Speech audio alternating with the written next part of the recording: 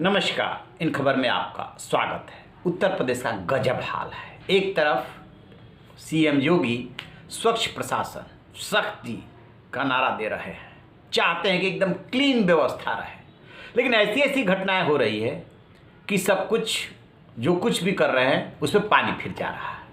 मुरादनगर शमशान घाट हादसा याद है ना? 25 लोग भ्रष्टाचार की भेंट चढ़ गए थे।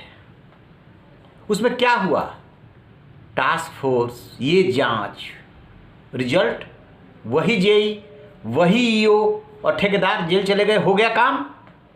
और अब जो गोरखपुर महाराजगंज से खबर आ रही है कि पुलिस वालों ने ही सराफा व्यापारियों से 30 लाख की लूट कर डाली। जब भेद खुला तो पैर के नीचे से जमीन खिसक गई। सुनिए क्या है पूरा मामला। गोरखपुर लूटकांड की जो असलियत निकल करके आ रही है उसे सुन करके और जान करके आपके पैर के नीचे से जमीन खिसक जाएगी। लूट और किसी ने नहीं, यूपी पुलिस के दारोगा धर्मेंद्र यादव और सिपाही महेंद्र यादव व संतोष यादव ने मिल करके की थी। इसके लिए इन्होंने अपने बस्ती से बिना रवानगी दर्ज किए गोरखपुर जा पहुंचे। पहले उनकी योजना थी सोना लाने वालों को पकड़ने और वसूली कर छोड़ देने की थी, लेकिन लालच आ जाने के कारण उन्होंने व्यापारियों से सोना छीन लिया और उन्हें पिटाई करके छोड़ दिया। महाराजगंज के मुखबिर ने यह जानकारी दी थी कि व्यापारी दीपक वर्मा और रामू वर्मा के पास करीब 80 लाख रुपए का अवैध सोना है। दरोगा और दोनों सिपाही गोरखपुर बस स्टेशन पहुंचे और आयकर चोरी की बात करते हुए दोनों व्यापारियों को बस में से सबके सामने हिरासत में ले लिया।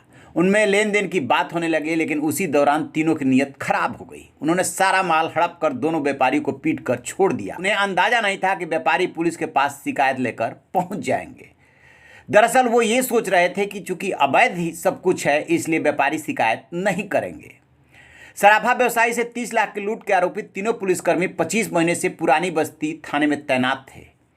आरोपी दरोगा और दोनों सिपाही में गहरी दोस्ती थी। एसपी हेमराज मीणा है, उनके मुताबिक एसआई धर्मेंद्र यादव सितंबर 2018 में बलिया से स्थानांतरित होकर आया था, जबकि 2018 में भर्ती हुए दोनों सिपाही महेंद्र यादव व संतोष यादव की जनवरी 2019 में पुरानी बस्ती थाने पर तैनाती हुई थी।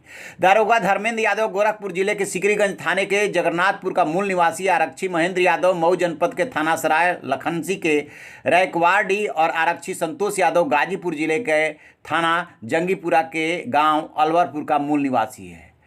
गुरुवार की सुबह जब लूटकांड में तीनों के शामिल होने का पता चला तो महकमा सन्न रह गया। जो जानकारी है उसके मुताबिक महेंद्र की शादी भी तय हो चुकी है।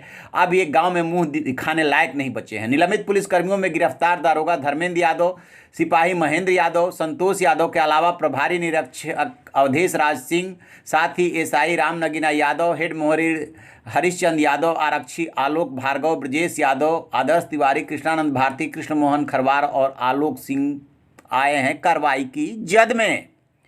और यूपी पुलिस से जवाब नहीं बन रहा है कि वर्दी में कौन सी ट्रेनिंग दी जा रही है जो रक्षक ही भक्षक हो रहे हैं, और उस पर भी ये तुर्रा की सारी व्यवस्था सही चल रही है। तो जैसा कि आपने सुना, जब रक्षक ही भक्षक हो जाए तो सूबे का क्या हाल होगा? पुलिस क्या मुंह दिखाने लायक है? किस पे भरोसा करेगा आदमी? पुलिस की वर्दी में लूट, बकायदे प्लानिंग के साथ लूट, और उसके बाद जब भेद खुलता है तो किसी के पास कोई जवाब नहीं होता है। ठीक है, आपने सस्पेंड कर दिया और बहुत सारे लोग सस्पेंड हुए हैं, उससे क्या होता है? बिकरू कांड अभी भूले नहीं है। 8 पुलिस वाले शहीद हुए थे, भ्रष्टाचार की ही तो भेंट चढ़े थे।